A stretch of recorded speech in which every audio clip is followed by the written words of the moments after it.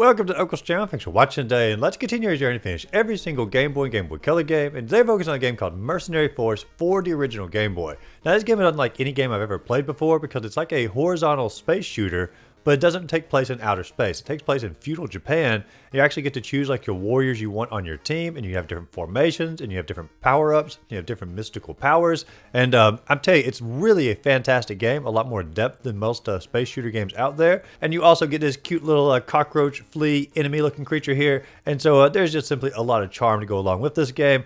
Now, this particular game did get moved up in our queue a good bit because Clearly Pellucid requested on my earlier videos that I cover it sooner than later. So naturally moved up in the queue. If there's a game that you want to see me cover sooner than later, let me know the name of the game in the comments down below. And just like Mercenary Force, I'll move it right on up. Now, I'd like to start the videos up by looking at the box art for the game first. And the box art for Mercenary Force is very unique here. It doesn't really describe the game very well at all to me. This looks more like a dystopian future army like coming to take you away or something. And it could just simply be because like sort of the communist looking colors here. But even the Mercenary Force, it looks like it's written in like old school font here. There is nothing about this cover that makes you think it's going to be a fun, magical, side-scrolling shooter type game. And this cover here just simply is, I don't know. I just don't like it, and I don't feel like it summarizes the game very well at all, except for the fact these are Japanese soldiers, and you are playing as a Japanese mercenary. But there's so much more to the game besides that, and this makes it look so, I don't know, uniform, or like I said, sort of communist in a way. And so, I don't know, not my favorite cover, but the game itself is going to be fantastic. And so let's go ahead and dive into the actual game. Now, when you begin it here, you're going to get a title screen. It really should have been the box art for the game because it summarizes the game so much better. You have all your mercenaries down at the bottom of the screen, and then you have sort of their alter ego that they can transform into in the background that you can do like super attacks against the enemies with. And so I tell you, like, this should have been the cover of the game, and I feel like it would have summarized it a heck of a lot better, and it probably would have sold more copies if they just simply animated this and made it to cover the game. It's a great little image here, and a really good start to sort of summarize what the game is going to be about. Now, when you start up here, you have 5,000 yen that you can spend to build your army up with, and there are 4 soldiers that you can have inside your army, and you can choose from having a servant, a samurai, a ninja, a monk, or a mystic, and each of these is going to have its own individual attack pattern. Like the servant is just simply a slow one-shot bullet that goes all the way across the screen. Like the samurai has more of a faster pace shot here, but it's going to be very much of a smaller distance. The monk is going to have more like a diagonal lightning bolt sort of coming out, and like the mystic is going to have like a flame that sort of shoots up and down. And also each member has a different amount of HP, so you have to sort of monitor that on like how you want to build your army up. And also on top of that, every individual character has its own special move. So like if you're in the middle of the game, whoever is the current leader of your team, you can actually convert them over to being like a giant monster that takes over the screen and pretty much destroys every single enemy and is really effective against boss battles. But at the same time, if you do that conversion over to a monster, you lose that member on your team permanently until you buy them back at the end of the next round. Now you're going to notice that some members cost more than other members, and it obviously sort of correlates to how powerful they are in the battle. And so I sort of squandered my money on the first try here, and I purchased a samurai, a ninja, a monk, and a mystic, and I didn't bother with the servant because I was like, hey, that's the cheapest soldier I could get, and I really don't want to go the cheapest route, so I went to a more expensive side. Now you can see here when I start the first stage up, my soldiers are more aligned in a diamond formation. However, you can change that formation anytime by pressing the B button, and you can go more of a square formation or like a horizontal line or a vertical line. There's like 4 or 5 different formations that you can choose from. Some are definitely better than other ones. I had the best luck with the horizontal one. But depending on like the powers that you choose from the individual characters, your formation may change a little bit. But to me, the horizontal line is going to be the best. But you can also tell like which soldier is at the front of the line of your formation, and that's the soldier you're going to have the special ability for. So if you press the B and A button at the same time, whoever's at the front of the line will convert over to being a monster and basically demolish the entire screen here. But like I said earlier, you will lose that soldier after the demolition takes place. And whoever's at the front of the line after that is going to be your next one to turn into a monster. And you can change the leader at any time by pressing the select button. So basically, like when a character gets down to like 1 HP and they're going to die anyway, and my recommendation, just go ahead and turn them into a monster and go ahead and blast through that last little bit of life and actually use it instead of just sort of dying off a normal little death here. And so like you can tell between the formations or the leaders or the special powers or the different individual powers that every character has, there's a lot of strategy and planning that can go into every single level of this game. Now the enemies in every single level are going to be almost completely different. There's a few repeats here and there, but for the most part, very unique for every single stage. And in stage 1 here, you're going to fight mostly soldiers and tigers. And there is a mini boss, which is a giant centipede that's going to come after you. And the final boss can be a giant dragon that you have to fend against. And all the sprites for pretty much every enemy in the game are pretty wonderful. And I actually think they get better as you go on. Stage 1 has probably the most boring enemies in the game. but pretty much every stage from 2 onward has pretty fantastic enemies that we'll get to in a second. Now, I didn't really do what you call excellent in the first stage here. I only had one of my soldiers left at the close of it, and when I got to the part where you could spend money to recruit new soldiers, I decided to go ahead and just sort of go with my favorite soldier here, and I went with 3 samurais because I like the straightforward shot, and I took a peasant along with me so I could shoot all the way across the screen.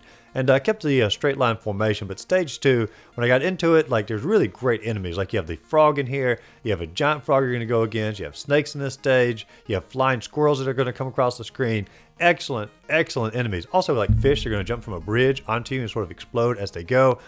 Excellent enemies, but I just didn't do very well, and I did pass away before I even got to the boss of stage number 2.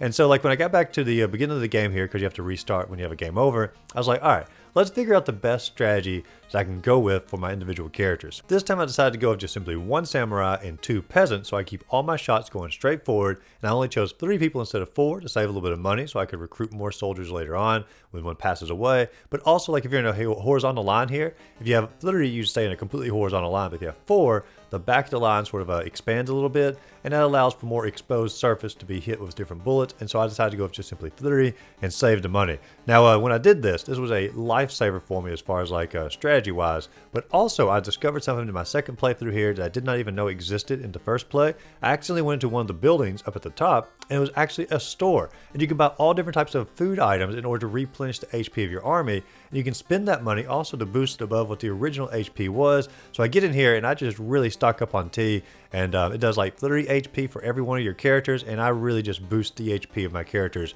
pretty darn high here, and it allows me to get through stage 1 with literally no trouble at all. So between the horizontal line, shooting my shots straight forward, as well as going to the store, stage 1, piece of cake. Now, before I get to enter into stage 2, I go back to the selection where you can spend money to recruit new soldiers, and I decided I wanted to go ahead and have 4 in here because like 3 was great for a straight line, but with all this extra HP that I got, you know, I could use the extra firepower to blast through enemies a little bit faster. So I purchased another peasant, I start the next level, I journey into one of the stores, and I was planning on just simply buying more tea. But in this store, I got to buy what's called a scroll, and as long as your peasant is the first member of your team, or the leader of your team, you actually get to convert him over to being a monk, and so I got to convert him to being a monk, and so now I'm able to shoot forward and have the little lightning bolts coming off the sides. And yes, you could just simply buy a monk at the start, but it's actually a little bit cheaper if you buy a peasant and then convert it over to being a monk, and so you'll save like maybe $400, which does buy you another tea later on in the game for extra HP. So if you're in stage 2 here, buy a peasant, convert over to monk, and save that little bit of extra money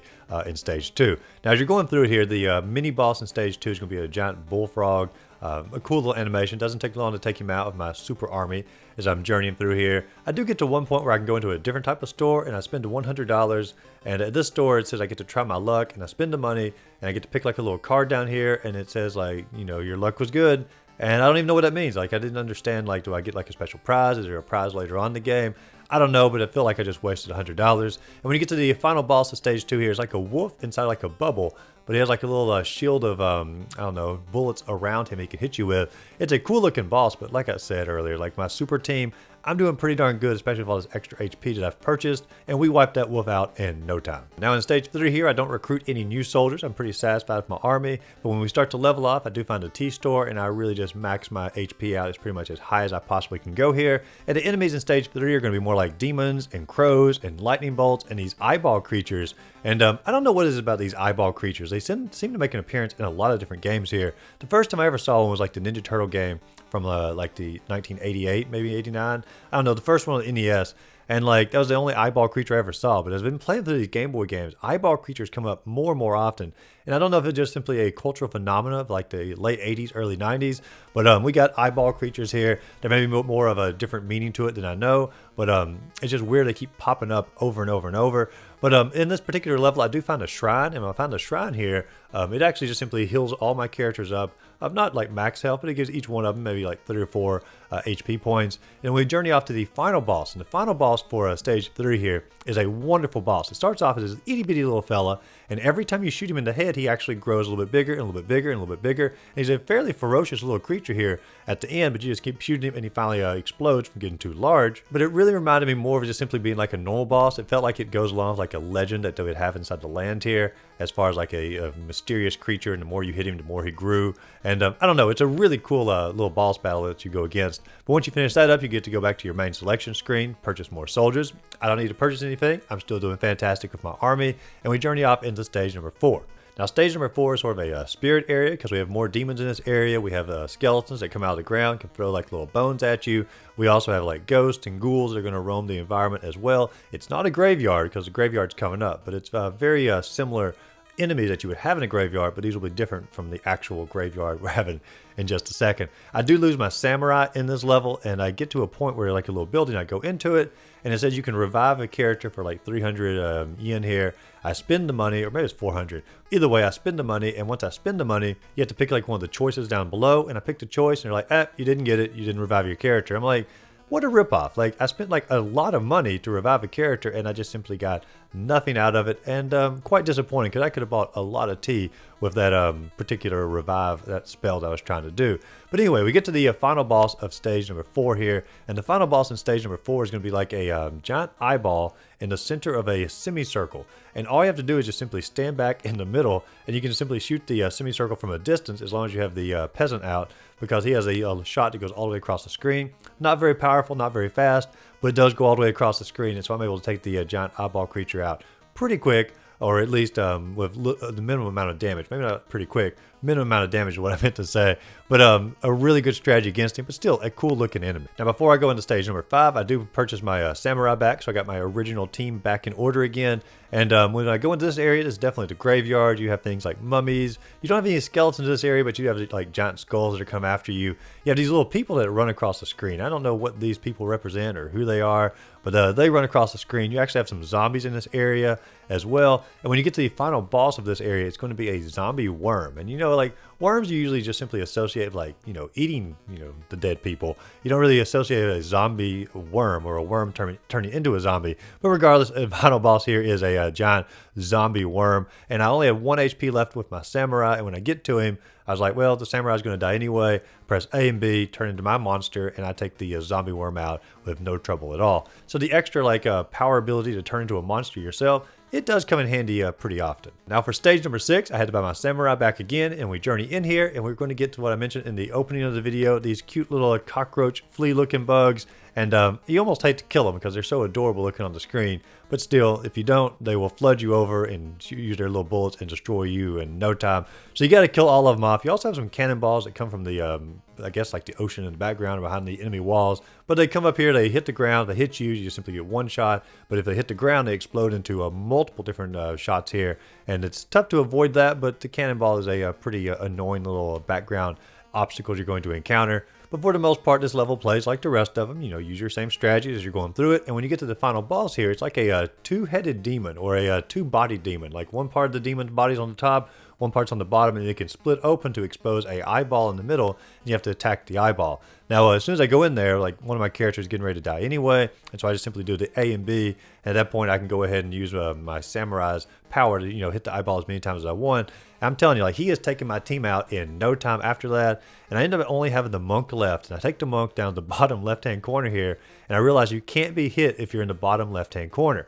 But however, you can't hit him either, and so you have to journey out from the left-hand corner just a little bit, shoot your lightning bolt out, sort of a diagonal there, and then run back to your corner, and once you run back to your corner, he opens up, your lightning bolt hits the eyeball, and you can finish him off with pretty much no chance of damage at all, as long as you have the monk character. If you had any other characters on your team, it wouldn't work. You have to have the monk for this particular strategy here. But it works fantastic, and when you defeat him, you've officially beaten the game. And you have a little cutscene here where there's like a little party going on saying you got back to the palace safely, and then it says, I will give you a reward, and it just simply says, congratulations. So I guess our reward is just simply a nice little pat on the back for beating the game here. But I have to say, overall, this is a really fun, really unique game for the system. I've always enjoyed sort of space shooters anyway, but this one in particular, even though it doesn't take place in outer space, is one of the more unique ones, and I like the idea of being able to change your formation, having special power-ups, changing your leaders, having stores where you can like buy different items, having every individual soldier have like different powers, have different just regular weapons.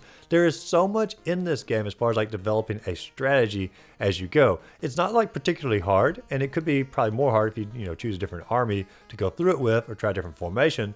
But there's so much built into the game to have fun with. And so like the gameplay, top notch, fantastic in every way. The enemy design, wonderful. I loved all the bosses in the game. Every level had individual creatures, individual well-designed sprites, and some were either horrifying or adorable or somewhere in between. And so wonderfully designed enemies as you're going. But the music in the background, also excellent. I even found myself nodding my head back and forth a little bit as I was journeying through the game. And so a few little good tunes as you go. But if you haven't given this game a try, it's only like 30 minutes to go through it. It might take you a couple game overs, and I know it did for me. So my playthrough is probably like maybe an hour 15. But if you're really skilled, maybe like 30 minutes, you can do it on your first try. But give it a, set aside like 2 hours for the game, and you'll get everything there is to get out of the game.